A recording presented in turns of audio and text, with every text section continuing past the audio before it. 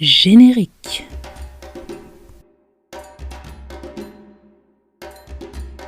Salutations et bienvenue dans ton podcast Afro-Vegan. Ici Charlotte, la fille aux fleurs derrière le micro, venue semer quelques petites graines chez toi. Via ton podcast Afro-Vegan, je me propose de t'accompagner sur l'un de mes sujets de prédilection, à savoir l'afro-véganisme.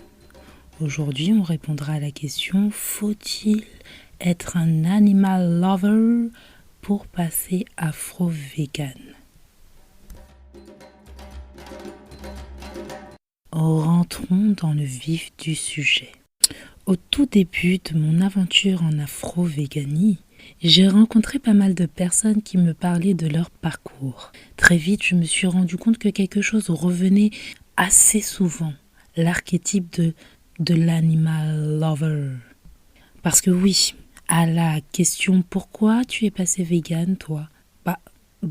J'entendais vraiment beaucoup cette réponse. Mais parce que j'aime les animaux. Autant vous dire que j'étais là, mince. C'est pas vraiment mon cas, quoi. D'autant plus qu'on était dans ce que je pensais être de l'entre-soi. Voyez, entre vegan, voilà. Donc, ce n'était pas une manière d'échapper au débat. Parce que parfois, on peut dire, parce que j'aime les animaux, et puis bon, on suit. Par conséquent, je trouvais cette manière de se présenter vraiment étrange. Je me demandais comment et pourquoi je me retrouvais là, en véganie, alors que je ne pouvais pas me déclarer également amoureuse des animaux. Je me posais sincèrement la question, je me demandais, est-ce que l'amour des animaux non humains est une condition sine qua non pour ne plus financer leur mort et leur torture? Donc, comme d'habitude, qu'est-ce que j'ai fait? Je me suis recentrée. Hop, état des lieux, et puis on fait travailler son cerveau jusqu'à trancher. Et vous voulez savoir ce que j'ai fini par en déduire? Est-ce que vous voulez savoir? Bon, allez, je vous raconte. Bon, déjà, je vais y aller franco. Je trouve qu'il y a une question de posture. J'allais dire d'imposture, mais bon, de posture, je vais rester mesurée. Il y a une question de posture. Quand tu dis « je fais ça par amour », bien, parfois c'est sincère. Ok, parfois c'est sincère, c'est purement émotionnel et fin du débat. Enfin, je veux dire, il n'y a même pas de débat. Mais parfois, ou peut-être même souvent, il est question de ce qu'on appelle l'étalage de vertu. En gros, l'étalage de vertu, c'est l'expression publique de ses sentiments, de ses opinions, afin de se présenter au monde comme une bonne personne. Il s'agit d'étaler sa vertu, sa supériorité morale, ce qui permet de témoigner de sa bonne moralité, justement, ou de sa prétendue conscience sociale. Et comme la plupart des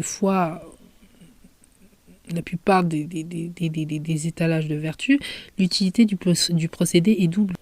Il s'agit à la fois de se présenter, de se positionner, et d'imposer aux autres sa supériorité morale, dans le but, et c'est là que c'est intéressant, de soigner sa réputation.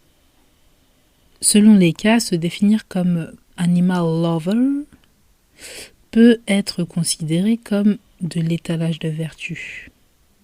Oui. D'autant plus que cet étalage est, d'après moi, tout à fait questionnable, car, il peut témoigner d'une certaine niaiserie, voire d'hypocrisie.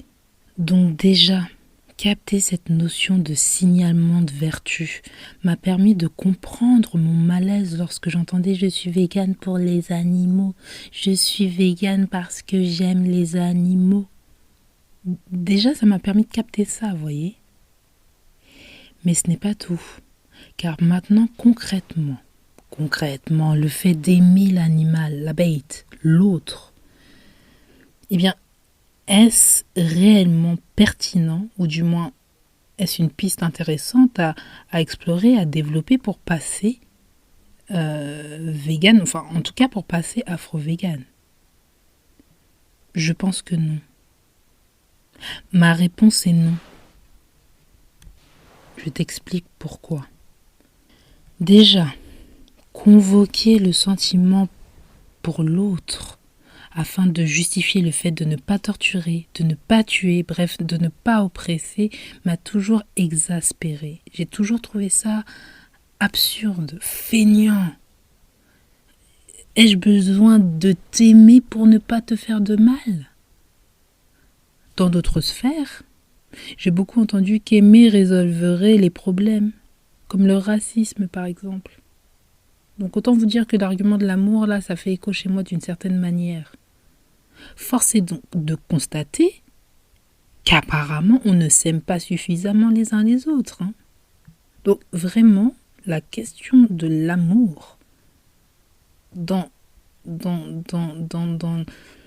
dans les réflexions sur les dynamiques de pouvoir, d'oppression, etc., je ne suis vraiment pas convaincue. Merci pour l'incantation, mais réellement, comment dicte-t-on l'amour? Qu'on m'explique. Aimer un individu parce qu'il y a proximité, parce qu'on le côtoie, parce qu'on le connaît, on lit avec lui. Oui, ok.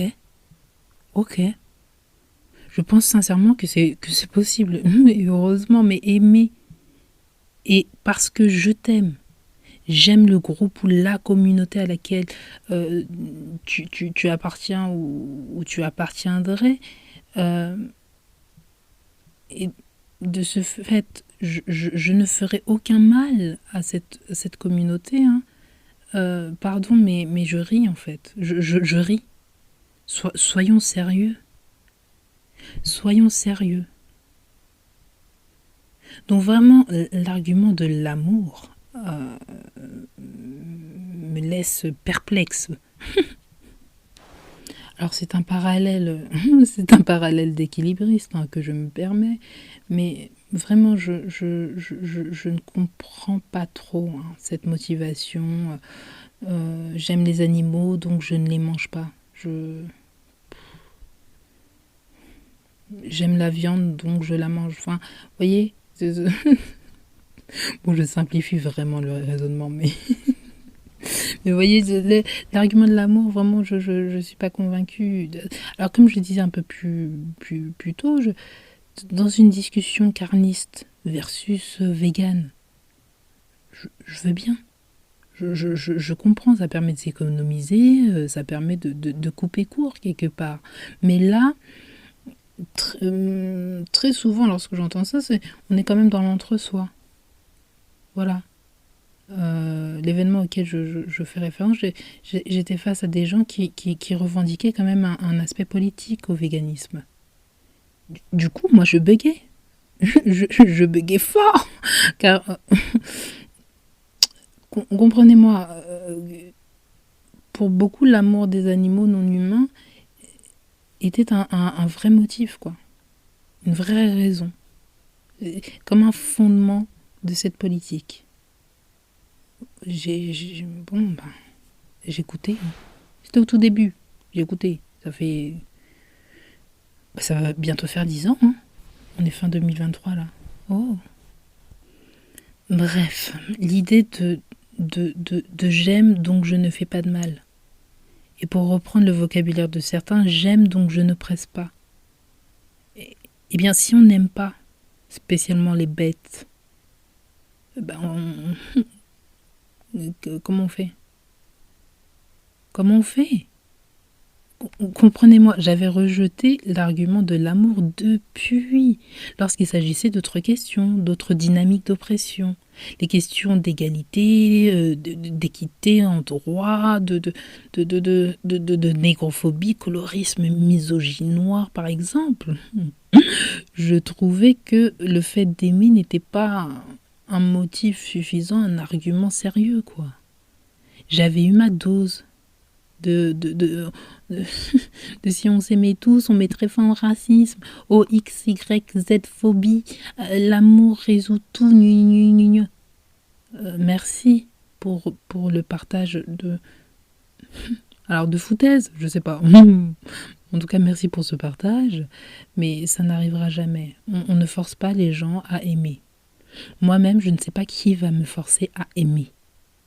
Et comment force-t-on les gens à aimer? Quel est le plan d'action une fois qu'on a dit ça? Et puis, vous commencez à me connaître en plus. Mon goût pour la liberté, là, c'est pas... Alors, on n'est même plus libre d'aimer ou de ne pas aimer. Moi, ça, c'est un projet qui me dit rien, quoi. Ça ne me dit rien. Est-ce que vous aimeriez qu'on vous dicte vos sentiments? Oh, il n'y a pas à forcer l'amour comme ça, quand même. Mais non, mais non, mais non. Vraiment, je ne sais pas qui sur cette planète va me forcer à aimer les chats, les poules ou les cafards. Oh, surtout que l'amour, c'est vraiment un endroit bourré d'émotions, de subjectivité, de mystère. Ce qui a fait l'objet de beaucoup de films d'ailleurs, de pièces de théâtre, de chorégraphies, de livres. Et même si le code civil, le code pénal, tout ça, sont des livres, sont des objets livres, ils ne définissent pas ce qu'est l'amour. Ce n'est pas leur rôle d'ailleurs. Les religions, les spiritualités, les produits issus du développement personnel ont aussi travaillé sur la notion d'amour. Mais vous comprenez bien que même si ça peut nourrir, orienter, aider, accompagner, voilà, ça ne fait pas loi. Ça ne fait pas loi. Dans ce pays en tout cas. Donc l'un des chemins les plus communs, les plus accessibles, les plus universels, allez hop, allez, je le glisse, n'est selon moi pas l'amour. Désolée. Force est de constater qu'on n'est pas tous équipés pareil. Donc, mais plutôt la considération des vies, le respect et la reconnaissance des intérêts à vivre de chacun. Ça, je pense, peut-être que j'espère, mais en tout cas, je pense que ces notions sont accessibles. Elles ne demandent pas de ressources venant du cœur, car clairement, je le répète, nous ne sommes pas équipés pareil. Les relations toxiques sont de bons exemples. Combien s'aiment, mais se font du mal, se font souffrir. Enfin, je pense que vous avez déjà, par exemple, alors pour revenir sur le sujet de Bait, vous l'avez déjà entendu, cet éleveur qui aime ses animaux, mais bon, malheureusement, il doit quand même s'en séparer en l'amenant à l'abattoir. Mais il l'aime, hein, il aime ses bêtes. Du coup, on dit quoi? Non, c'est pas ça aimer, non, tu dis aimer, mais tu mens. Tu dis que tu aimes, mais c'est pas vrai, tu n'aimes pas. C'est pas comme ça. Mais c'est pour cela que parler d'amour me paraît vraiment inefficace. Et en plus, ça m'agace là. L'amour, pour moi, je suis Scorpion. Donc pour moi, c'est engageant. Mais généralement, je remarque que c'est surtout fluctuant. Je sais pas surtout, mais en tout cas, c'est fluctuant également. Donc vraiment, se baser sur l'amour, c'est compliqué, quoi. Pas le temps de sonder les cœurs. Et puis comme pour le racisme, hein, d'ailleurs. J'aime les noirs. J'ai réellement entendu cette phrase. Du coup, quoi?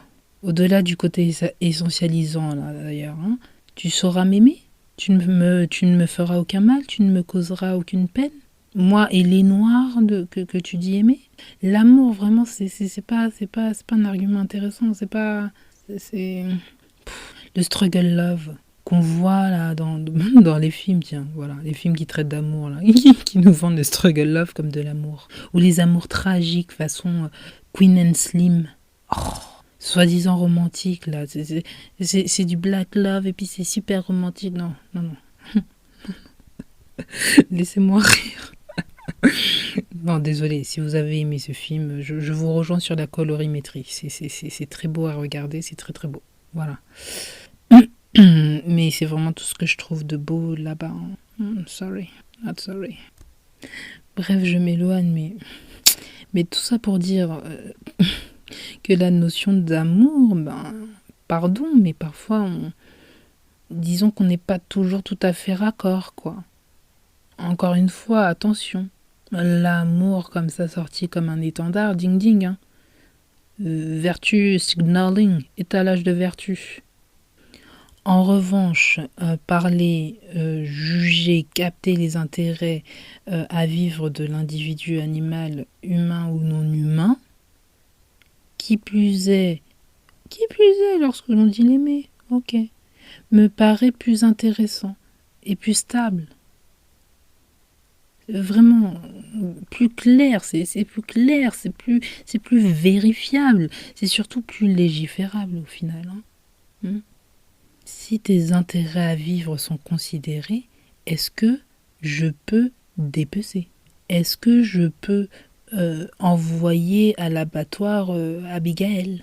Est-ce que je peux enfermer le chat Cat Choupi, t'as capté? Ah là là, qu'est-ce qu'on rit. Est-ce que je peux enfermer le chat dans le micro-ondes, même éteint? Mais parce que, tu comprends, il bouge et pendant que je passe la serpillière, Ou bien, est-ce que je peux enfermer une poule dans un semblant d'enclos qui fait la taille d'une feuille A4?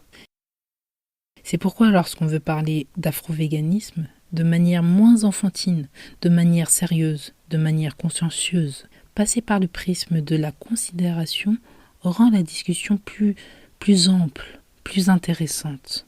Je ne pense pas qu'on ait besoin d'aimer pour ne pas atteindre à la vie d'autrui. Je ne pense pas qu'on ait besoin d'aimer pour ne pas atteindre à la vie d'autrui. Bon, je sais pas ce que vous en pensez, hein, mais dites-moi en commentaire ou en MP. J'aime trop quand vous m'envoyez des messages privés avec vos réactions sur Insta, ça me motive. Et puis je vous découvre aussi. Et je vois que pour beaucoup vous êtes drôle, vous êtes sensible, vous êtes intéressant et intéressé par le podcast, par des sujets qui sont traités dans le podcast. Et bref, vous êtes vivant, quoi. Ça fait plaisir. Ça fait plaisir. Qu'est-ce que je pourrais vous... je vous ai écrit un article complémentaire sur le sujet, l'amour et afro-véganisme. Voilà, faut-il aimer les animaux pour passer afro-vegan? Voilà, je vous mets le lien en description. Voilà, c'est un article sur afrovénoir.com. Donc voilà, si vous voulez le lire, ça me ferait plaisir. N'hésitez pas à le partager, me faire des retours dessus et sur l'épisode que vous venez d'écouter et que j'espère vous avez apprécié. On se retrouve au prochain épisode ou sur Insta. N'oubliez pas de liker, de vous abonner, de partager, tout ça. Enfin, tu connais la chanson, c'était Charlotte, la fille aux fleurs venue semer quelques petites graines chez toi. Bye bye!